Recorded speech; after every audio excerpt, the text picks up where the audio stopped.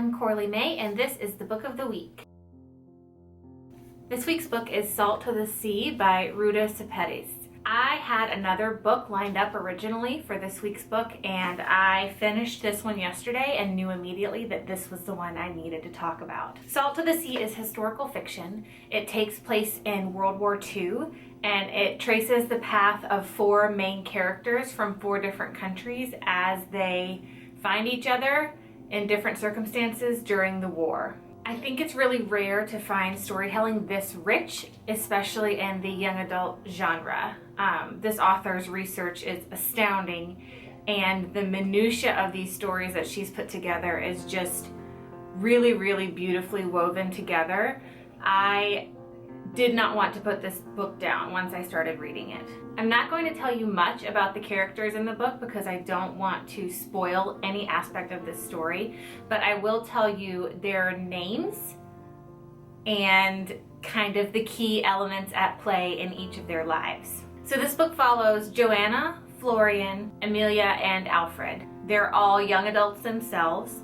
Like I said, they're all from different countries, and each of them tells their own story from their own point of view. So the chapters bounce back and forth in terms of perspective. When we first meet each character, we're told about kind of the one key feeling they're drawing on in the story. So when we meet Joanna, we learn immediately that she's dealing with guilt over something. Florian is obsessed with the idea of fate. Amelia is grappling with some kind of shame. And Alfred is dealing with fear, which I think was a very common emotion at this time. When I think about what it was that makes this book such a compelling read, I think that really it comes down to the characters, the fact that we had insight into each of their individual thoughts and narratives.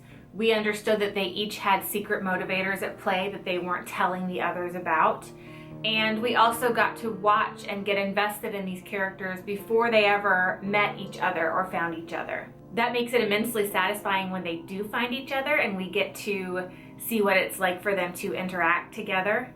I think in general, there's a really nice tension between what we think of ourselves and what others think of us. And Ruta really plays on that well when she brings these characters into each other's lives.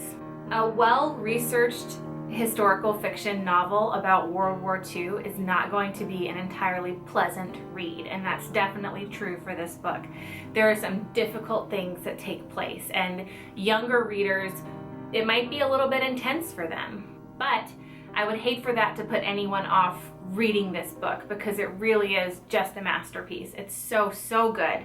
And I so highly recommend it to anyone, but especially anyone with interest in history or historical fiction or just storytelling in general as an art. I really don't feel that I can safely say very much about the plot at all. It would honestly be a crime for me to spoil any part of this narrative for you.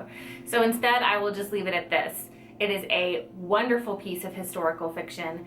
It wasn't an intimidating or long read, but it was richly satisfying, and I would highly recommend it to any of my middle or upper school readers. It was a great read, and it was a pleasure to read, and I think that's rare and worth celebrating. So that's all for this week. Come back next time for another Book of the Week.